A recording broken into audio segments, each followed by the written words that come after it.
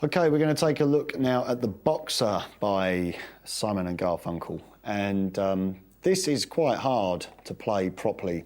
It once again features this really fast Chet Atkins, Jerry Reed style, bluegrass, ragtime, country guitar style, this finger style.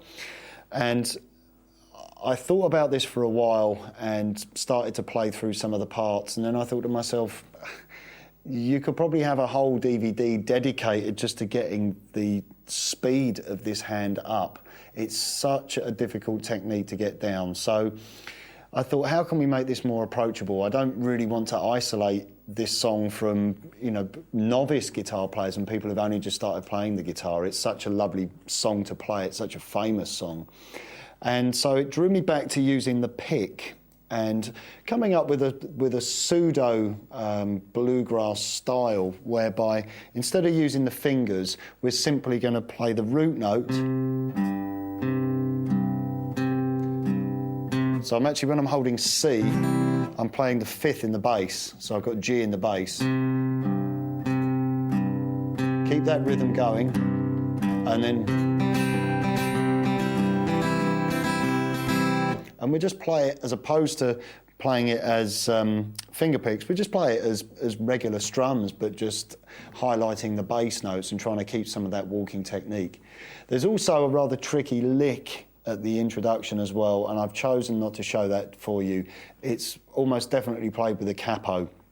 There are two guitar parts going throughout, and I think for you to include that, it's going to mean that you've got to play these really wide stretches, and to me it just seems pretty pointless. It's making a nice a basic approachable song a little harder, and I don't want to put anyone off from having a go at this.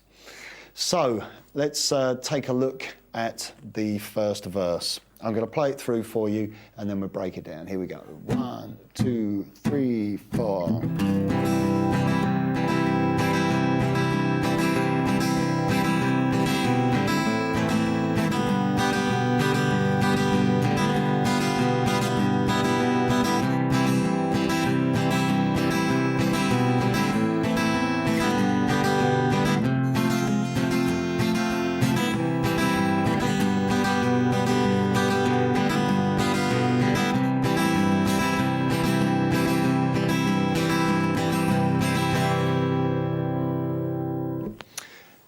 Just while I was playing then, it cropped into my head that even if some of you are really new to playing with the pick, you can still strum the song, so just play it as a...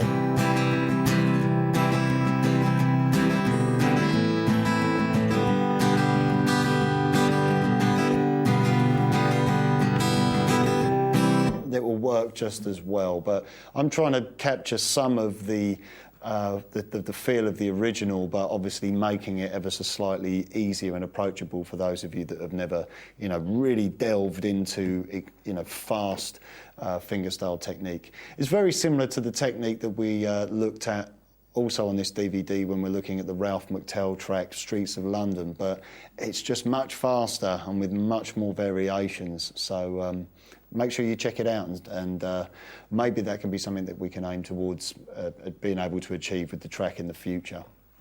Anyway, the chords, we start off with a little introduction for just 2 bars.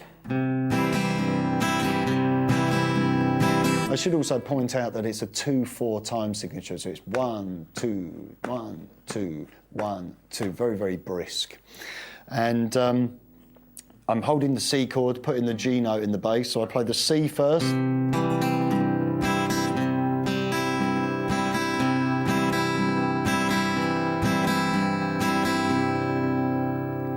Okay, a little 2-bar figure at the front end. So then we have 2 bars of C, 1, 2, 1, 2. Then we have C. Then we have this chord, which is it's a C chord, but it's got a B in the bass. It's a little bit of an ugly sounding chord, but all that you're doing is using that as a means to get from C down to A. I sometimes eliminate the rest of the chord. There I just simply played the G and the B. You could, isolate the little rundown even more so that you're not actually playing too much of the chord if you think it sounds ugly. But it's just, like I said, a way of getting from the C chord to the A minor chord. So we have C, C, a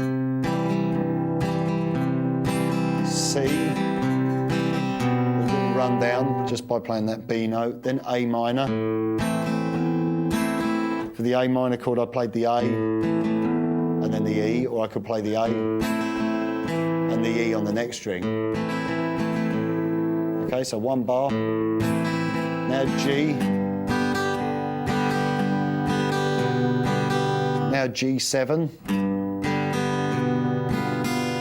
G6th. G7th, you're playing 3rd fret E, 2nd fret A, 1st fret B. G6th, you just take the first finger away. Okay, and then back to C. Then a little rundown. A minor. Now we have G,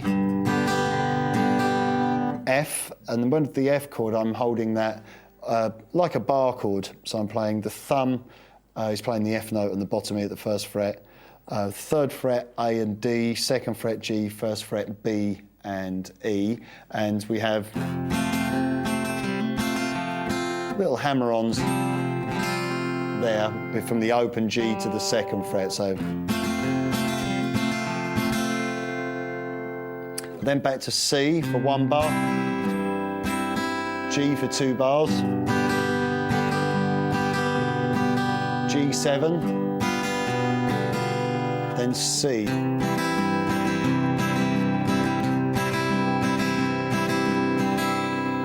And again, with the C chord as well, feel free to do that little hammer-on figure where you take your your second finger off from the D string, playing open D and hammer on. So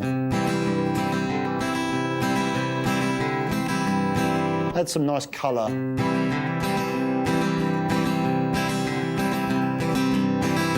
Nice little bit of colour and variation to you know, the little rhythm part. Okay, let's play through that first verse for you slowly now so you can practice along. Obviously, there's a lot of chords there and some fast changes, especially the Gs, G7, G6th. It might be an idea for you to just, you know, rewind this section of the DVD a few times, write that progression down for yourself, and then instead of trying to do this kind of emulating this walking bass line, or this pumping bass line, should I say, maybe just strum the chords to start off with, just so you familiarise yourself with the arrangement. Okay, so nice and slowly, 2-bar intro, and then into the verse. Here we go. 3, 4, 2, and verse.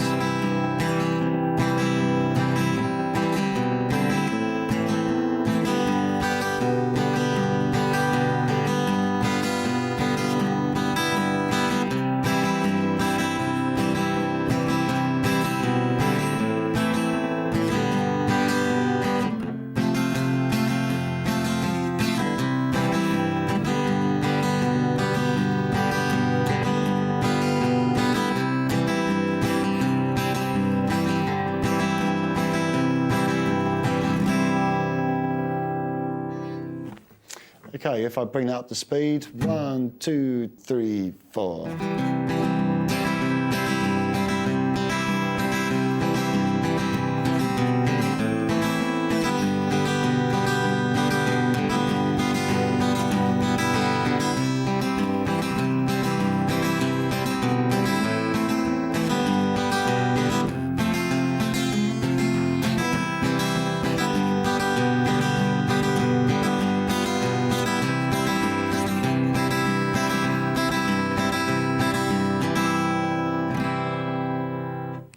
Okay, now we'll take a look at the next verse, which pretty much the same, so I'm just going to play through it for you, and we'll just look slightly different ending. Here we go. 1, 2, 3, 4.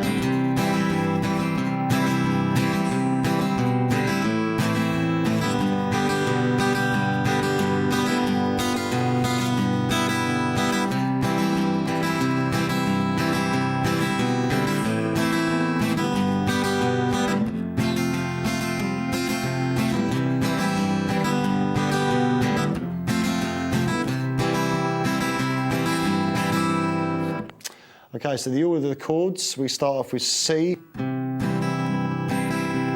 I run down. G. G7. G6. C. Run down. G. F. C. G. F, C.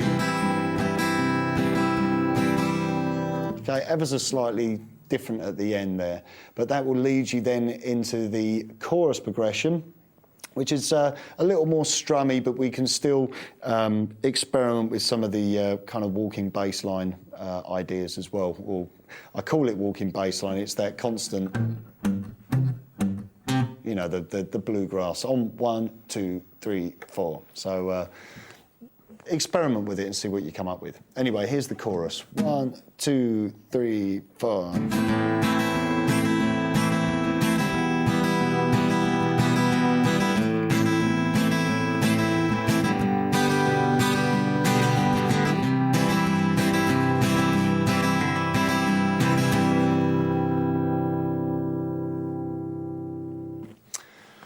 Okay, just to give you a little bit of a helping hand, because this arrangement is kind of all over the place a little bit. Little instrumental breaks, but it's all based around those two sections that we've looked at. So once you've got those down, make sure you sit down with the original and you know, experiment, come up with, you might want to come up with your own version of it, or sit down and just jot down the arrangement for the original track. It is quite a long track with lots of little bits, but like I said, same two sections throughout. Anyway, let's play through the first two verses and the chorus for you now, just to give you something to practice along with. 1, 2, 3, 4.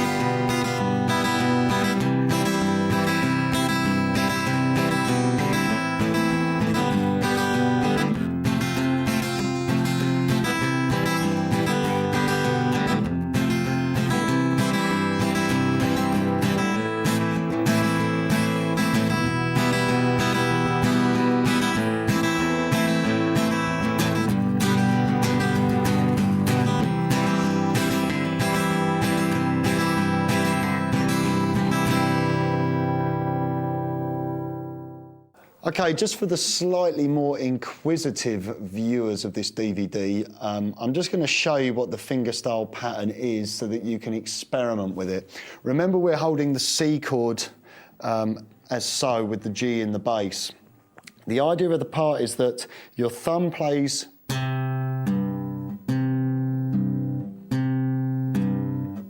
throughout, so 1, 2, 1, 2. Remember, it's 2, 4 we're playing in. And then with our first finger, we play the B string.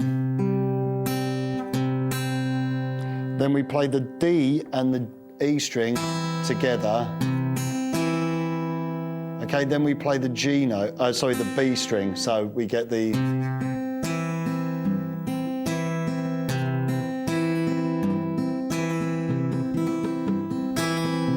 That's the kind of idea. So nice and slowly for you.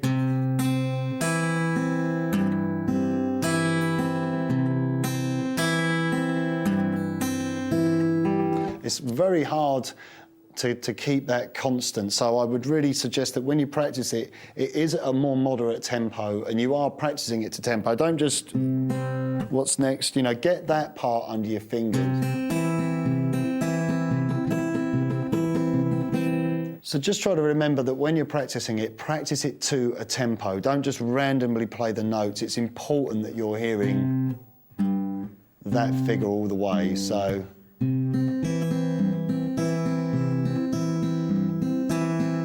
And then it will work exactly the same with the other chords. Okay, you can come up with your own variations on it, own bass notes. Okay, it's very, very difficult though.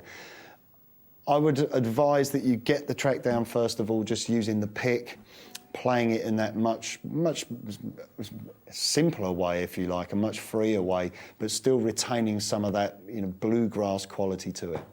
And that concludes the Boxer.